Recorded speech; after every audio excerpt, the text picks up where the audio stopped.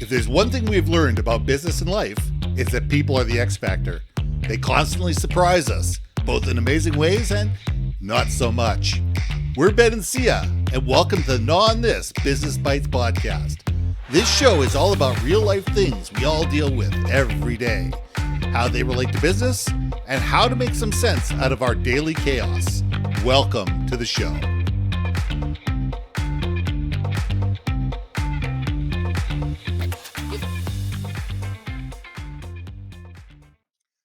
And welcome back to another episode of Gnaw on This Business Bites. I'm Ben, this is Sia, and this week I want to talk about the fact that change is the only constant. It is. The world is continually changing. If the last 3 years hasn't proven that to you, nothing else will. We're constantly in a state of flux. Sometimes it's big things, sometimes it's small things, but there's always something that's changing. The world is constantly evolving. There's always new things coming up. There's always new ideas, new concepts, people taking 12 different concepts, putting them together and coming up with something new. Not all change has to be disruptive. Not all change is, earth-shattering, but it's change nonetheless. And we need to be aware of it, and we need to be able to embrace it, because if we don't change, if we're not aware of change, if we're not cognizant of it, if we don't take the time to sit there and say, okay, what has changed and how does it affect me moving forward? And what do I need to do in order to be abreast of it? We're moving backwards while the rest of the world is keeping their eye on the ball and moving forward. So Sia, let's get into this. Let's gnaw on this. Changes. And you know what's so funny? I didn't realize the lyrics is like turn to face the strange. That's right. right. And I did not know that was the lyrics. Don't even ask me what I thought it was.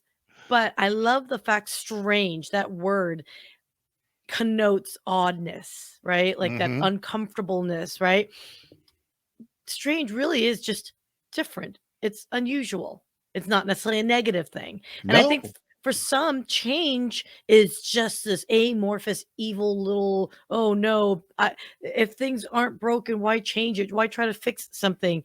And I think as humans, we like our creature comforts. So I can see why from a gut initial, like, that feeling when change is afoot, that we do have that moment. I think it's that fight or flight or flight. Fight or flight. That's it. And I don't know what else is there. Freeze is the other one. I think we have that moment, right? My brain just froze. There we go. But yeah, I think, you know me, I'm an optimist. So like, I'm always, for me, change is opportunity. Whether you like that change or not, it's opportunity. It is opportunity to make lemonade out of lemon. And you know me, I might add a little additional spicy ingredients to make it even tastier, right? But I will do it. And I'm not quite sure for some, even if we make that small change. So instead of 5 tablespoons, we go with 4 tablespoons. And over time, we bring it down, of the sugar in our lemonade is what I was describing in my head. Those small little incremental changes are helpful too. It's still a step forward. And I think people need to understand, like, change doesn't have to be monumental, like as you say. So. But you nailed something, is that people are afraid of change. Yeah. People habitually are afraid of change because they are creatures of comfort. They like the normal. They like to know what's going to happen next. I mean, that's why people love scary movies, because it's that, oh my God, what's around the corner? Oh my God, the lights are off. Oh my God, what's coming out? What's that sound? And they like being that little bit terrified, but they know in the end that they're going to be okay. Yeah. And the problem is a lot of change happens without a safety net. A lot of times people sit there and go, oh my God, I've taken 3 steps forward. I can't go backwards. And there's no safety net. There's no way for me to go back. It's somehow or other, the bridge got burned behind me. And sometimes that's true. Sometimes that bridge has been burned. Sometimes you just have to jump off the cliff. But you always have to jump off the cliff with somebody who's jumped off that cliff before. You never want to go skydiving alone the first time. You want to be strapped to somebody the first time, or maybe the first 10 times you go skydiving, that, you're strapped to them. They know how to pull the chute. They know what happens if the main chute doesn't go. They know when to pull the chute, and they're there to just make you feel a little bit more comfortable. And Yeah. I think as leaders, our job is to sit there and say, you know what? Let's address those fears. What are your concerns? What are you afraid of? Why are you afraid of this change? What do you think that's going to happen? Do you think the world is going to end because we do X? Well, let's talk about that. And let's talk about how it's going to benefit you as well. And I think we need to be cognizant of that, is we can't just try to bully people and push them off the cliff and say, you'll be fine, don't worry about it. We need to sit there and say, you know what? People have legitimate fears. They have legitimate concerns. And we need to address those and help them through it. And we need to push them a little bit. There's got to be a firm hand on the back of on the small of the back.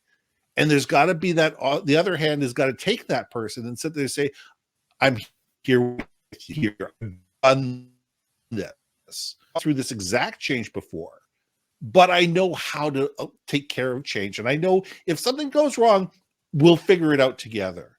And I'm all right with that. And I think if we put those situations in front of people who are afraid of change, it makes it that much easier for those people to change and be able to move forward in a way that's positive, not only for themselves, but for everybody around them. Okay, look, you said a mouthful there that I had like 15 different songs lyrics like going at the same time. So I was like, damn, oh my gosh. So here's where I absolutely agree with you, is that there's a fear whenever we're presented with something new in life and we're embarking on something we don't know. And this is going to be such a perfect shill for me. I just want to throw it out there. There's always darkness before the light, right? Because you don't know exactly what's going on.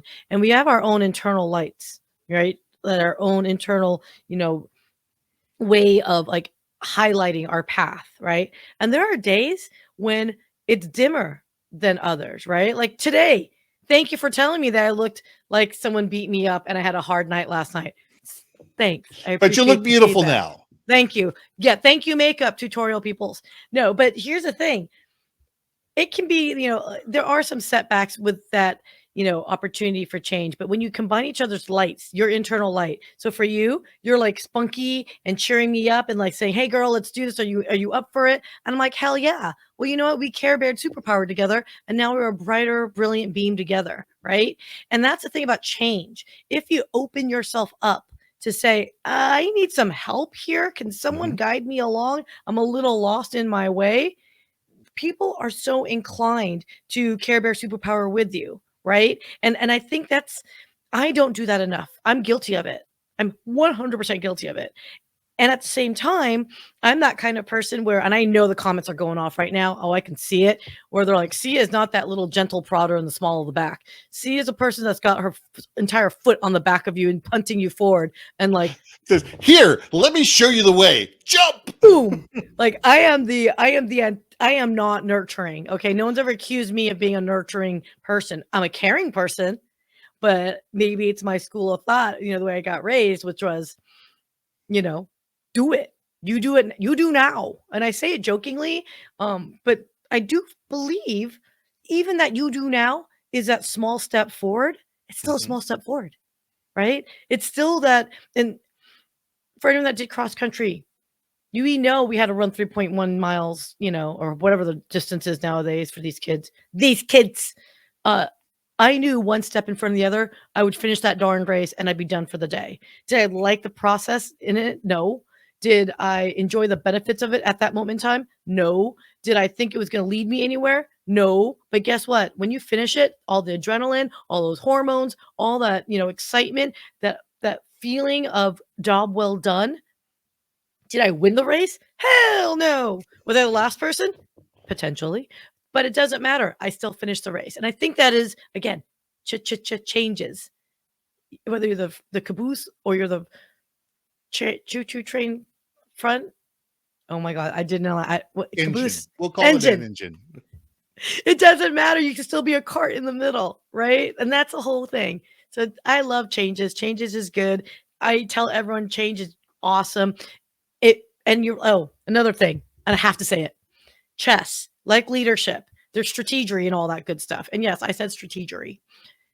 Sometimes in chess, you have to take a step back. Again, we all know the forward pursuit, right? But some of the moves, sometimes you got to retreat. And maybe it's because you need to reevaluate, get away from the being in the forest, take a step back to see the trees, and then understand maybe there's an opening here instead of here. So I'm a big advocate of taking a step back without feeling that sense of failure. It's no, I need to am I going the right path, right? Yeah. So, and sometimes just like chess, sometimes you go sideways too. Or diagonal ways. We all need, and diagonally. I mean, the thing is it's about reaching the goal. Yeah. It's all about understanding what's the goal, what's the promised land, what's the mountain that you're trying to climb, and figuring a way to get there. And the first way that you pick may not be the right way, but it's the ability to be adaptive, creative, and resilient. And if we can do that, we realize the change is coming. We just need to sit there and say, how do we go along for the ride and be able to adapt to it? So I think that's a great place to leave this, Sia. I thank you everybody for joining us again this week. We'll see you soon. I'm Ben. I'm Sia. Let's gnaw on this. Hey. Thanks for listening to another episode of Gnaw on This, Business Bites. If you liked what you heard, we most humbly ask that you like, share, and hit that subscribe button. And if you want to communicate more effectively within your organization, contact Ben at yourbrandmarketing.com or me at brilliantbeammedia.com. We can help you build your community, brand awareness, and personality through digital content and podcasting. We cannot wait to hear from you. So see you next week for another episode of Gnaw on This, Business Bites.